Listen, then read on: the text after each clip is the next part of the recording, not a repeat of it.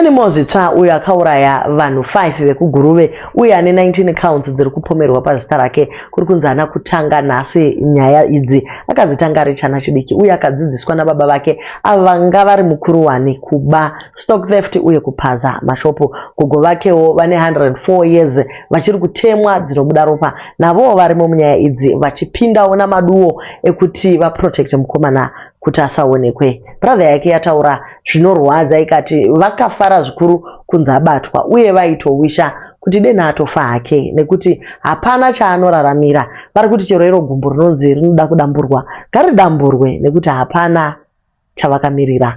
Welcome back to your channel. Please don't forget to like and subscribe. Nyaya matoinzwa mumastreets umu. Brother yake yakatanga kutaura neZimbo Live nezuro vakataura ivo vakati akatononokerwa namapurisa uye vaitosora mapurisa kuti akatononoka kufamba nekuti zvaitozikamwa kuti ndiye mukomana yari kunzi akauraya vanhu anovataridza kumabvazuva ovatsindikira pasi ovadambura achivhura matumbu avo then orega ropa riya richiyerera richienda kuone direction. Izvi zvinoratidza kuti zvinhu zvanga zvine mhiko mukati. Vari kutaura zvakare kuti mukomana uyu haana kumborwara njere, zvese zvaari kuita izvi everything is planned. Regai tifambe nayo nyaya yacho tingoiti gagaga.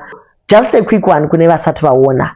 The brother is explaining chikonzero chaita kuti mukomana asvike pakadai. So vatanga ivo nekutaura kuti animals zvitsva vakazvarwa mufamily of 4, ivo vachizvarwawo kumhuri yabamukuru. Bamunini vaida kuenda nevana vadiki kuenda kunoita mabasa avo erima. Vaizviitira kuti vakomana vadiki vave ivo vanokwana kupinda pavasingakwanisi ivo, kunyanya tumawindo twemushopu tuya tunenge turi mudenga. Vaizosumudza vana vovakanda nepawindo vorayira kuti iba chakati vhura chakati utore zvakate. So brother yaanimal naiye animal wacho vakatokura vachidzidziswa kuita zvinhu izvi.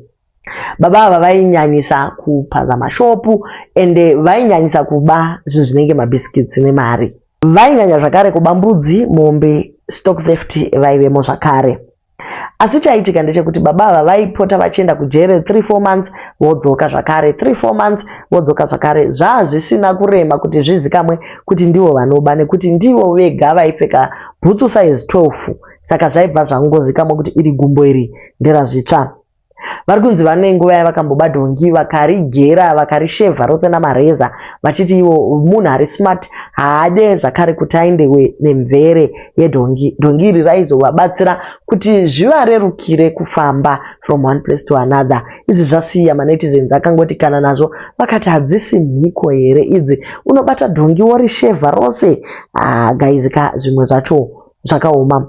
Asi baba ava vaingoti vakaenda kujere vodzoka aluta continua vachingodaro. Pamusana pekunyadziswa kwemhuri uye umbafa hwakanyanyisa, mhuri yakasvika pakuti muno muvhere muvillage hatichakudi. Ndokubva baba vaanimal vadzingwa muvillage vakatamira kune imwe village, asi ikoko zvakare vakasvika vachibva vangodzingwa. Ndokubva vangotanga kutetereka vachitsvaka pamwe pekunogara. Baba ava vaiva nembwa yavo yainzi Speed yairuma mapurisa zvakanyanyisa uye vaiva neduo ravo tambo yavaisungirira mumusoro vopfeka heti yavo pamusoro. Vaiti ivo pakangosvika mapurisa pedo vaitanga kurumwa unge namashingishingi zvichiitika patambo iyi, uye heti yavo yaibva yatovaita kuti vafile uncomfortable vobva vangotiza zvakadaro. Mbuya has always been an accomplice. Ndivo vakagadzira izvi zvaishandiswa nemukomana uye vaiziva kuti ndo maitiro emwana wavo, asi kuti vamutsiurewo aiwa bodo. Vaiti ivo havana musi wavakaseva nemuriwo chete, bodo vaidya nyama nekuti mwana wavo akanga ari hustler. Hustling iyi yakaoma. Vanhu vemuvillage vainzi zvakare vaitya baba vazvitsva uyu nekuti vairova zvakaipisisa, saka kuvakonfronta was very difficult. Pamwe pacho vaitozoregedza kuripota because mukomana aiti akapinda mujere 3 months later abuda, 5 months later abuda, so it became very difficult. Asi pane one last time yavakazosungwa vachibva vapiwa 8 years mujere, ndiko kwavakafira ikoko. Muri kunzi mutumbi wababa ava vakabva vausema zvisingaiti, vakati hatitori zvakadai izvi, state ngaivige. Gogo vakamboedza kufambira nyaya dzacho, asi vakabva vangodzwa nemabrothers kuti mukangotora mutumbi uyu imi mobva matobuda mumusha modzokera kwamakabva. So baba vaanimal zvitsva vakafira kujere ndokubva vavigwa ikoko. hapana anoziva pane mutumbi wavo. So back to Animal. This is the backdrop he grew up against. Achiona zvakadai zvichiitika, achienda nababa vake. Now think of it, if your father is your role model, yet vachikudzidzisa zvinhu zvakadai so, unongopinda mazviri. Not that it is an excuse. Pane vana vakawanda vakazvarwa nemacriminal vasiri kuita crime. Pane vana vakawanda vakazvarwa nemabhishu vasimo mumastreets zvachose. So he chose his path. But tikungoti tingotaura a background yacho yakakurira mairi. So mwana uyu haana kutanga kuita crime at this stage. No, akatotanga ari kuma 16, akatomboenda kujuvenile chaiko. Asi hapana ma-corrections ari kuitika. Now it brings me back to the correctional services yedu isu seZimbabwe. Do we bring in ma-corrections as part of tichiva rehabilitate kana kuti tinobva tangovarasha zvachose? Nekuti kana munhu akatanga kuenda kujera ne16 yet up until now achiri kungoita macrimes aya, zvakatoita kutemerwa mahari. Mukomana akagumira grade 4 akatanga kutoita mabasa erima ipapo. Akamboba kushope guruve kuba mabhox emabhiskits, akanoba nemabhox emabhuku. Ipapo akaitawo semunhu akaita give back to the society, because mabhuku ese akaba akauya akapa class yose. So munhu wese mclass akawanawo bhuku kubva kuna zvitsva. Then at 16 he was arrested, akanospenda 4 months kuguruve, and then he came out again. At 18 akarepa mai vaisuka maplates, akangowana mai vakazvikotamira vachisuka maplates ndokungosvikondonyera. Mai vai vakasara voridza mhere, iye anga atopedza zvaaita ndokubhatiza. From 18 iyoyo mukomana anga ane mhosva dzakasiyana siyana dzeassault, achirova, anopindira vanhu mudzimba, achiba, achibata chibharo, but every time he would be arrested and then discharged. Last time yaakazoita crime yakamupinza mujere, akasvikira umwe murume nemudzimai wake vachigeza, ndokubva asvika ndokuti kumurume uya iwe ibuda muno mubathroom inoichinja house. Moiziva chinja house? Inoichinja house. Buda muno muchinja house, ndini ndiri type yemudzimai wako, ndoda kukurarira nemudzimai. So murume uya akanoripota after varovana zvakaipisisa. Mukomana pakangopinda kupolisi, vese vai vakabirwa vakabva vauya vakapresa macharges. Mukomana ndobva aenda. Akaspenda some time in prison, asi akazobuda zvake. He was out for about 5 months. Pa 5 months idzi ndo paakabva atoita mashura aya. So mukomana uyu belongs to nowhere else but prison. Anoita kunge anodanwa nemapfupa baba wake vakavigwa muprison kuti ndoko anofanira kubelonga. Asi dena akaita izvozvo zvekuba asina kuzouya kuuraya chero dziri hama dzake. By the way, abva kujere, he wasn't killing before. Aingoba chete. But this time akazodecide kuuya achita zvikuru. Now since he was out for the 5 months, nyaya inozokonekta tete ava kunyaya yemukomana uyu ndeyekuti vainga vachishandidzana vari 5. It was a group of 5 people, Animal Zvitsva and 4 other men. Now these men vakakwatura nzeve yeumwe murume, vakamucheka nzeve panyaya dzavo dzeviolence. Vachibva ikoko vakabva vafamba vakadarika pavatete vachinanga kugomo rinoera, vachiti vane zvavari kuda kundoita zvemhiko dzavo. Either vaishandisa nzeve yemurume uyu or it was a separate event, hapana anoziva, asi vakadarika pamba pavatete. Vatete vakanzwikwa vachiti pavanhu 5 vadarika panapa pane mwana wehanzvadzi yangu. Iye Animal akazvinzwa vachizvitaurira vatete kuti pavanhu 5 ava pane mwana wehanzvadzi yangu. Ndopaya paanozoya achiti ndakavanzwa vachinditaura uye ndoda kuvaisa kunhu kwavasingafi vakataura zvachose. Wotoona kutoti bitterness yacho ameno kuti yaibva kupi.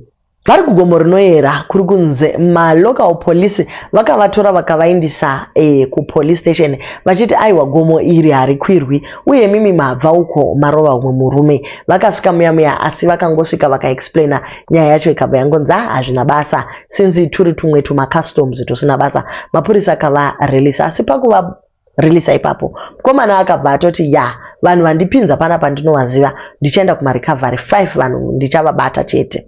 They ignored him thinking kuti he is just one of the crazy people, but only to realize kuti 5 vaya vaitotaura kuti achauraya akatozoita sekudaro. So When he went back kumba kwa tete, akawana tete vasiko. Tete vanga vaenda kumba kwa hanzvadzi yavo, uko kwavainouraya mombe like a beef club thing as a family, vopanana mapisi. Mukomana akabva atevera kwanga kuina tete kwasekuru, uko kwavaigovana mapisi enyama. Asvika kuya akasvika huri usiku, ndokubva aenda akanosunga dhoo. Manga makarara vana sekuru akandosunga dhoo rekumba kwevasikana. Sekuru vakati vachida kuenda kunozvibatsira vakabva vati dhoo rasungwa nepanze, vasikana tokumbirawo mutivhurire. Vasikana vakati chero kunoku kwasungwawo dhoo. Vamwe sekuru vakabva vaburitsa ruoko nepachiburi kuti vavhure dhoo, vachibva vachekwa ruoko nebhemba. Pakuzotora badza nekubvisa mawaya aya anga akasungwa kuti vawane kuona kuti ndiani munhu ari kuita chitiko ichi, uye kuti vabatsire uyu nyakuchekwa, ndopa vakawana animal zvitsva. No remorse, no sorry, nothing, and he simply walked away. Family day yakabva yatongobata ipapo kutora munhu vachimuisa mujere, but vakangoti uyu unopenga. Mona kuti pamwe pachoka tinoregerera munhu achiindirira mberi chingoti unopenga, pamwe pacho panoda kuti mutongosumuka mutoti aiwa upenzi hwake isusu hatidi kuva associated nawo. Nditi muri kuona? So mukomana akabva aregwa. Ava ndokubva vamanyiswa kuchipatara, vachisvika kuya vakanzi hatirapi munhu asina police report. Ndokupinda kwezita rake zvakare as one of the other counts yekucheka umwe munhu. Akacheka family member nebhemba achiedza kuti asvikire tete vanga vamuwikwa vachimunyeya. Kumunyeya kuti kwai ari kufamba nevanhu 4. Komana yana njere zvokwadi. Sekuru vakabva vazondoiswa mastitch 8 kuratidza kuti vanga vakakuvara zvakaipisisa. A few days later animal zvitsva akasvika zvakare pamba pavatete vake achiti ari kukumbira mvura. Tete vakati nhai mwana wehanzvadzi yangu chirega zvendikubikire udye. Asi mukomana akati aiwa ari kumanyira kundoita zvinhu zvake. Achingobva vatete vakabva vamanya ndokudana sawira wavo vakati sawira rega ndikudze mashoko aya. Ukanzwa kuti ndafa ndianimal uyu, pane chiri kuindiudza mumwoyo mangu kuti mwana uyu haana chakanaka chaari kuda panopamba. Vatete vachipedza kutaura havo, mwana wavo akazouyawo manheru kuti anzwise kuti vakafamba sei kwana sekuru naye kuti apiwewo kapisi kenyama. Asi asvika paya anga akatodhakwa, vakangoti vachipedza kukurukura akabva apinda muka small kitchen kanoveserwa moto, ndoma akarara ari semunhu akazvidhakirwa hake. Vamwe vese vakabva vaenda kumabedroom kwavo. Vari kuya animal ndopaakauya ndokubata zvidhina zvemba yatete. Tete imba yavo yanga yakaiswa zvidhina, munoziva zvatoita kumusha zviya kana usina mawindow frame nemawindow pane unongojegera nezvidhina. So akabva azvibvisa brick by brick mukomana ndokubva apinda mumba muya ndokutanga navatete akavabaya kakawanda, akavabvujura matumbu achivhura dhoo. Vatete pavakaskrima nevamwe vana vachiskrima kuti yeah, pakabva papinda umwe murume aibatsirana animal ndokubva abata zvemusikana ndokumucheka-cheka. Vakakontinya vachidaro. Mukomana pakati hiya ndiani ari kudaro, vakamuvinga kuchitsaka kuya vakamugura musoro. Pavanhu vaiva pamba apa 5 ndo vakachekwa. Pane vamwe vana vakapinda pasi pemubhedha vakanyarara vakatomeka sure kuti havakosori zvachose. Ndokupona kwavakaita.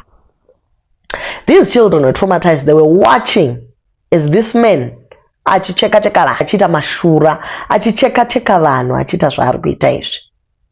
And they managed to keep quiet until apedza. Kuri kunzi papa nechimwana chidiki chachine flu chakatoiswa kundonyerwa machira mumuromo kumubata mhino kuti asahetsure, asaita anything, asacheme. Ndo kupedza kwaakaita animal zvitsva uya achibva avatsindikira vanhu achivacheka-cheka zvakare kumusana. Vese misoro yavo inofanira kutarisa kumabvazuva, ropa ravo richiyerera richienda one direction. Amen. Kuti chii chimwe chatichada.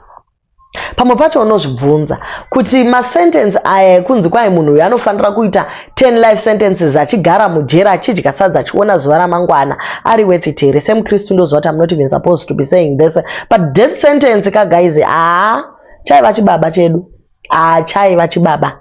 Ungoziva kuti vanombokutocharisha havo vachikuti tokuraya mangwana, wozoti after 1 year wondokuti guillotine. It was better that way vakomana. Izve kuti munhu akadai anofanira kuramba achitobuda pasocial media achiinterview achitaura aiwa hazviiti zvachose. Gogo vari kunzi vane zvavakaita mwana, vari kunzi vakamutemera nyora dzemusoro wedawa. Vatori chihororo mbuya ava. Gogo vakatoita zvekutomugadzira after aita chiitiko ichi kuti asabatwe namapurisa, kusvikira vanhu vemunharaunda kwazoya vamwe godobori vakati ndoda kunokora tsoka yagogo ava tivagadzire. Musi wavakagadzirwa tsoka iyoyo ndo musi wakabatwa animals itsva. Mukomana yanga asingatobatiki zvekudaro nekuti gogo vanenge vakatobata muspirit world umu. Imikani gogo vari kuti ivo mukomana akanzi abatwa vakati make sure kuti hamundiratidzi mwana iyeye because mukandiratidza ndinofa. Zvinhu zvavo zvanga zvapera pawa. Vari kuti ivo vanhu vemumusha hatikwanisi kana kudya nyama nezvatakaitigwa nemukomana uyu. Akasiya matumbu evanhu ari panze girini ichiyerera neropa. They can't even eat nyama. Zvakaoma.